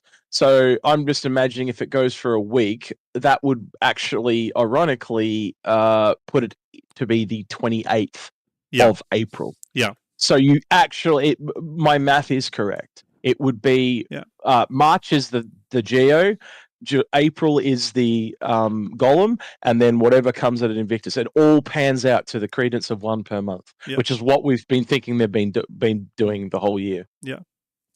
And the other thing that people from Sergi have said, hope you guys look, they watched our video on new ships or ships that are coming this year, and they basically said, the impression I get is, you ain't seen nothing yet. It's gonna be a fun year. So I kind of mentioned that at the start of the show because I was watching your stream the other day that you two were on, and one of you had made the mention that you were told that in addition to the ships that were kind of shown in the silhouette video, not that all those are releasing this year, by the way, but in addition to that, there was like another 10 or 12 that were in production or some level of production. He said to me, I'll have to go find the chat message, but one of the guys, there's a guy that me and Algrid both talked to, and then I got other people that I talked to on my own. But basically, it was a words to the effect of like, I really like the Golem, but it's not even in my top 10, or I'd have to go back and look at it, or it's not even my favorite, or whatever you want to call it. So take that with the vague sense of what I'm saying. I'd have to go look at it. But what he was implying was, I like the Golem, but there's a lot better to come. Yeah, there's more coming.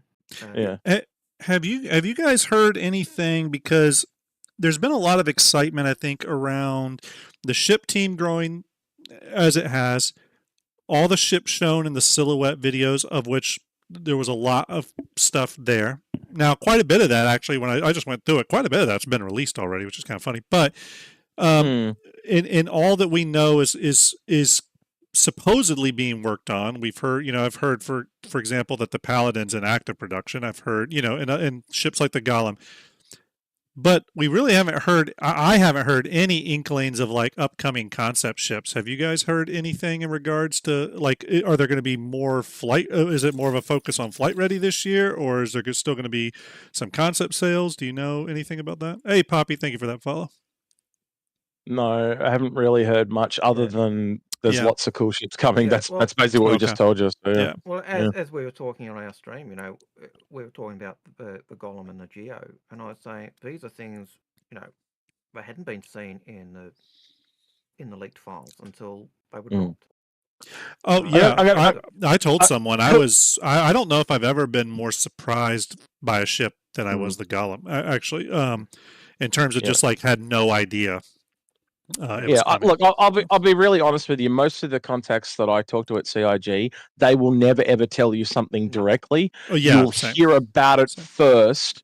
Like you might, you won't, they won't even say there's a miner coming or there's a manufacturer coming.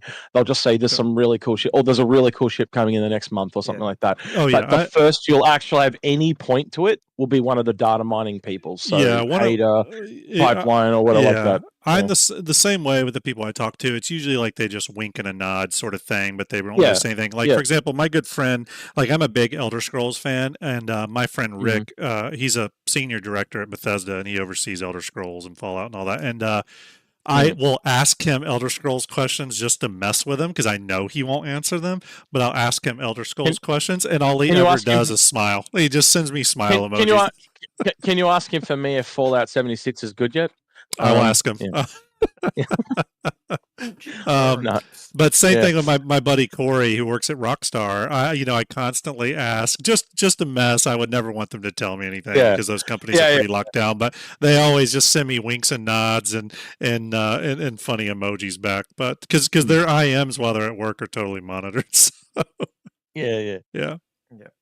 But That's funny. I think too that I mean it's I guess with the content it's tricky because normally I would say with the focus on playability, content driven experiences, it is this focus of us being in game, playing the game, and I would say that's the focus because I've been playing more Star Citizen than I probably ever have been.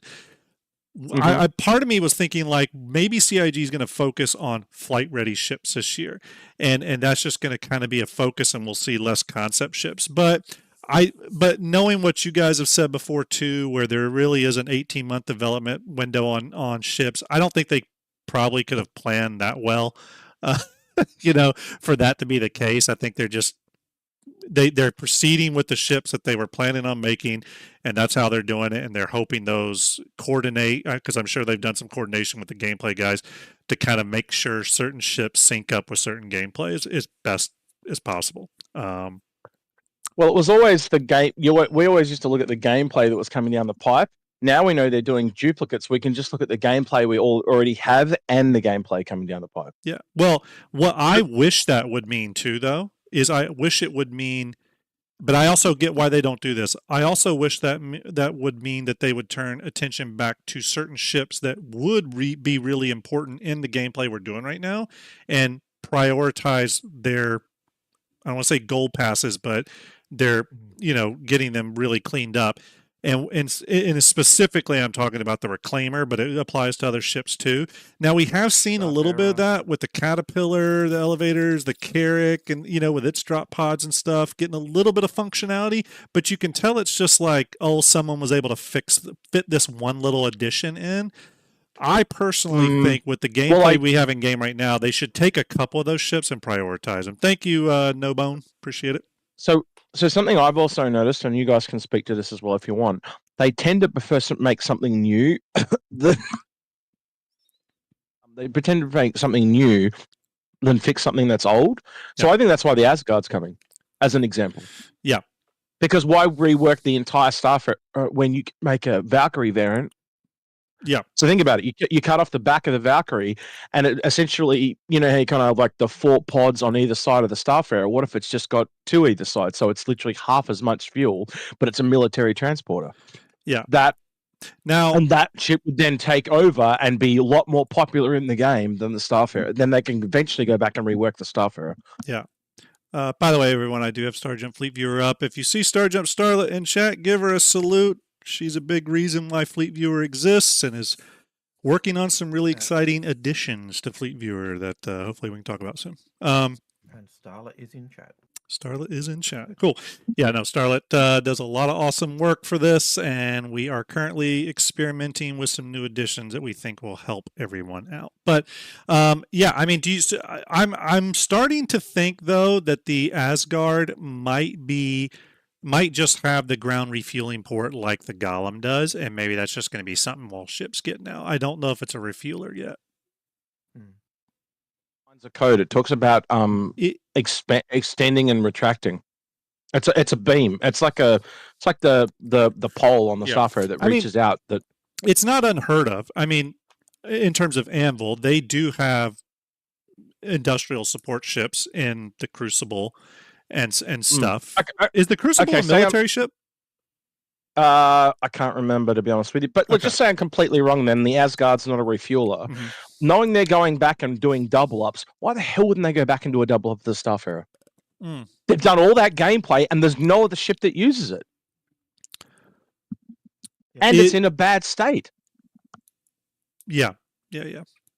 Possibly because we do know the Starfarer did have that problem with the pole and the joining up, so that if you're in atmosphere and you linked up to the Starfarer, you actually would break the nozzle because you'd drop out of, because the ships weren't being held together at the same time. So you'd actually lose your altitude and snap the cable or snap. Oh, a ship that has like a magnet on it. That it's a ship carrier, and I wonder. Yeah, that's good thought, Aaron. I wonder whether it was it's a technical issue between in atmosphere refueler becoming one. You know, when you link them up, they become one, but they're still separate, and so you get this issue between, I suppose, the physics grids or the combination of these two. Yes, we do have a Vulcan, but the Vulcan is only drone operated. Right. There's no physical beam picking up what Gunsmoke says, or gun snuggle or guns glue or whatever the name is there. I can't read it. Guns and glue. Guns and glue. God, that does not look like guns and glue. Yeah. The red text just blurred it all in. So. But that said, though, what I'm really talking about is gameplay that's in. The Vulcan isn't in. The drone stuff's not in. I'll tell you, though, with the repair functionality that is essentially just reverse salvage, that is one of the things I've been shocked at, is that there hasn't been a beam-driven repair ship put in the game. And yet, that was another one that I was like, oh, that would be the perfect Vulture variant. It'd just be a reverse Vulture, essentially. And it's a repair ship. That's actually something I wouldn't mind sooner rather than later. But I don't know. I sort of feel like the repair gameplay, though, it's almost like they're specifically holding off on that for resource management. I'm visualizing like a little car wash that's got lasers that goes over the ship and just like. Well, I wonder. I do think the reason we haven't seen nothing with that is because they're waiting for material types and resource management, fabricate, or it's crafting. It's all a part of base building. Yeah. It's all included in base building. Yeah, because when you repair, in a sense, you are crafting. It's a version of that. You are building. You're just not starting you're not building the core piece. You're just building off the core piece. Yeah. By the way, someone had a real quick question. I thought maybe you guys could have a good thought on this, because I think I've heard you answer it on your own show before. Cosmic Sea Turtle essentially says, if he has an Ironclad assault, is getting the Ironclad base of any use? Is it worth it? The Ironclad is basically a cargo ship, and it's good for piracy and stuff like that. The assault is an assault carrier. It's designed for vehicles. They are fundamentally, you've got a little bit of overlap, but they're really completely different roles. Yeah, one's essentially for in atmosphere assault. The other one is for cargo. Like they have different outcomes. And you do lose a little bit of cargo in the assault. Obviously, it goes up, I think, to like 1100 SCU or something. Yep. There may be other slight differences with the ship too. CIG makes a weird mention, although this could apply to both ships, but they make a weird mention of, on the assault, I forget their exact words, but they say something that like there's a slightly redesigned front entry to support the largest vehicles, which I don't know if that means it has a different entry as compared to the base Ironclad, or they're just... It does. It does. So essentially you can't kind of see it in the images, but the front room is missing on the Ironclad. So what would be the prison area is completely missing on the Assault, and because of that, it essentially allows the door to be taller, Yeah. so therefore you can get bigger vehicles in, like the large vehicles, where you can only get medium into Gotcha. the Ironclad. So they swap a lot of things back and forth. Like you get bigger turrets on the Assault, but you also lose the tractor beams. Right. Right. Yeah, but You get a what bigger. you do gain is also Look, that little repair module as well. Yeah. So I was going to go through all those things, Agrid. So yeah, that's one. Another one is the roof opens bigger on the normal Ironclad. Yep. It doesn't open as much on the Assault, right? So you've really got to go look between the two. Yeah. You could get away with using the Ironclad Assault and not needing the Ironclad, but personally, I think the Ironclad Assault is more niche, and I think the Ironclad is more versatile. Yeah. There's going to be some overlap there, Sea Turtle. I mean, you still technically can carry some cargo in both and stuff like that. It's just, yeah, there are some differences for sure there. And it comes down to different things too, because like if you're in space trying to collect cargo, the Assault's going to suck. But the Ironclad's got 2 tractor beams, so it can just pull everything in. Yep. Like you can pull a ship straight into that thing and just fly off with it. Yep. So again, the Assault's really built for in atmosphere, and the Ironclad's really built for space. Yeah. So it's where are you spending most of your time, and what are you doing, right?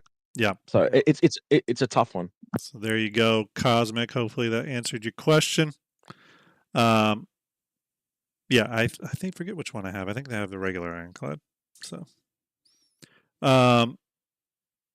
yeah, we were talking earlier, by the way. I don't know if you both saw this part of the stream, but I'd be curious to hear your thoughts on this.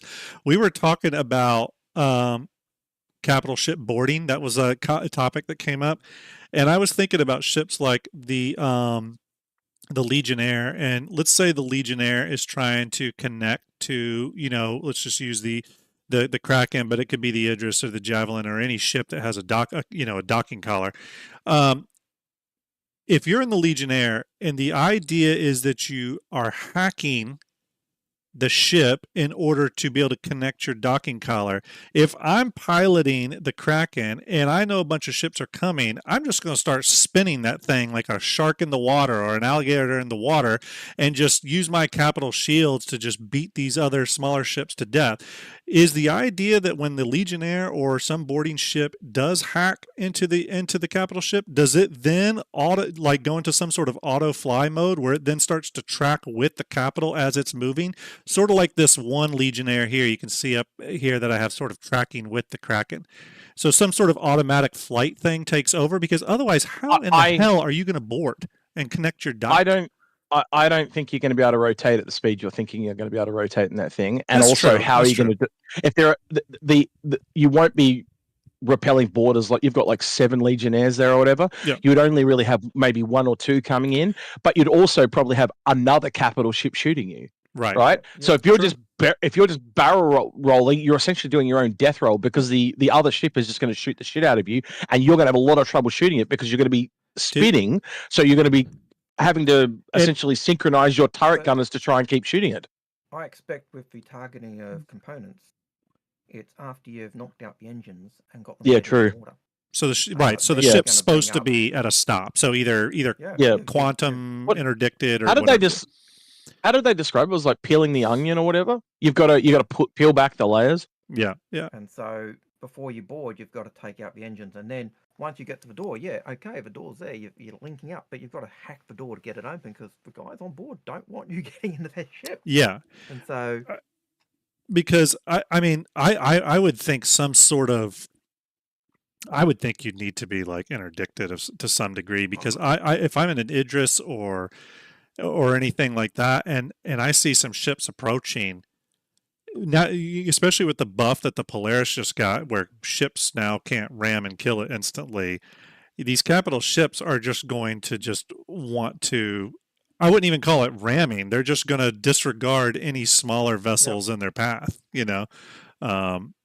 Rooster says CIG stated you had to disable the ship. Okay, it makes sense. I was just curious. I didn't know what people, because I get asked a lot.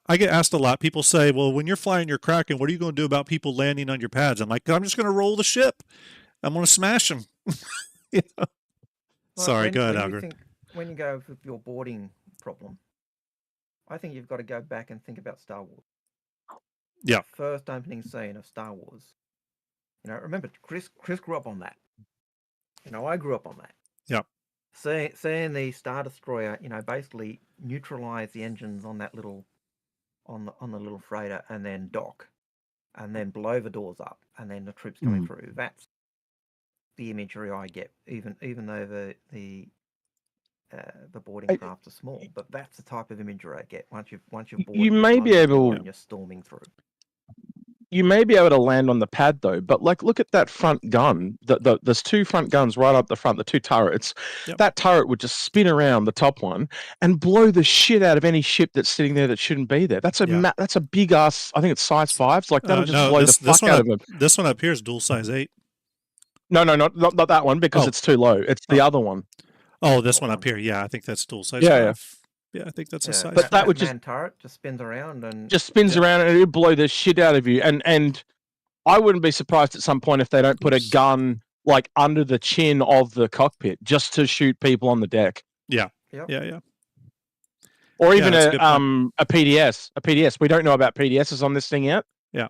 They will totally be a thing now. Oh, yeah. I mean, this ship for sure is getting PDSs out the wazoo. Again, if anyone's watched the Squadron 42 gameplay reveal of just last Citizen Con or whatever, if you looked carefully or froze the video, the Javelin, for example, is now covered in PDS turrets.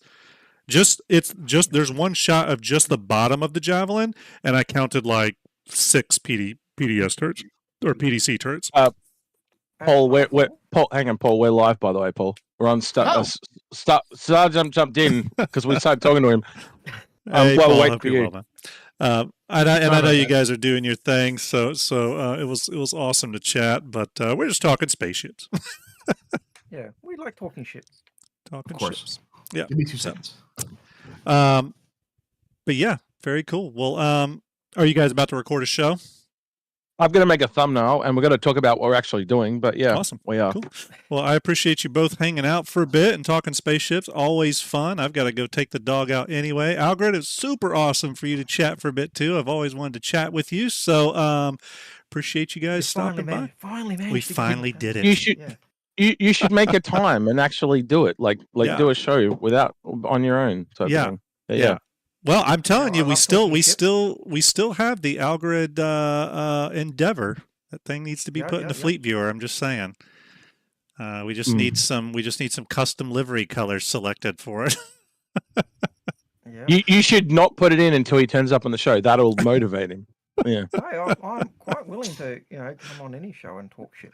Absolutely. Well, the good thing is now I'm finally getting my shows set up to like have guests on. They weren't really totally set up very well for it, but slowly but surely. Of course, the question is whether it be in Hurston colours or yeah, we need your talents. I do like that.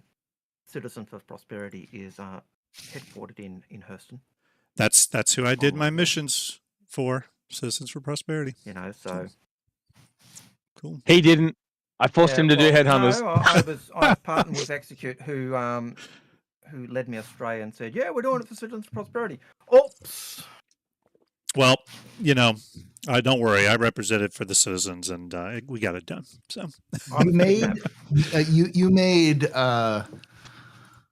you made Old Man Hurston side against the Hurston-backed it's cold force. Yeah, I had that power, man. I had that power. Yeah, it's evil. It's evil. Did. Yeah. He said, "We're going to do Citizens Prosperity," and then clicked the wrong thing and went with Headhunters because they had the better skin. So yeah. Well, I accidentally. No, I didn't. I accidentally picked the wrong mission. he did. I didn't even. We were looking for the mission. We were going for it, and he said, "Oh, I've just been told to do this one," and it was click. And then we went looking for the next one. Why? Well, they're all Headhunters. Well, I'm going to let you guys do your thing because I'm going to wrap this stream up. But everyone in chat, obviously, you are hearing absolute Star Citizen legends. Paul Shelley, Execute, and Algrid on the line. I'm going to hang up with them. But guys, thanks for chiming in and talking spaceships with me. And I'll talk to you soon. Sorry for being late. Thank you. All right, guys. See you, boys. See you.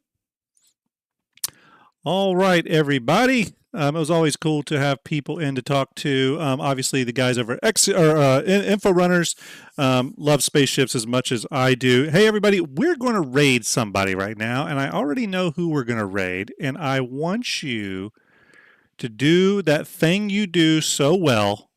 You know what I'm talking about. I want you to give that Starjump love, okay? We're going to send it to someone right now. You know him.